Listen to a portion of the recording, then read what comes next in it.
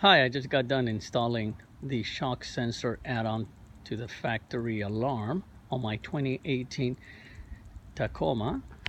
It was pretty simple, straightforward. Now let's see how this thing works.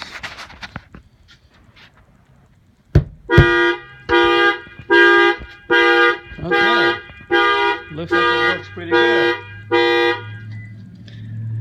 I called their tech support because I had a little minor issue, and Joe quickly answered, and he was extremely helpful. He walked me through the process of diagnosing and fixing the issue. Joe was outstanding. He was very helpful, very professional, very nice guy, and I strongly recommend this add-on. I called a alarm shop in the neighborhood, and they wanted to charge me upwards of $800 to get this added on. All right, good luck.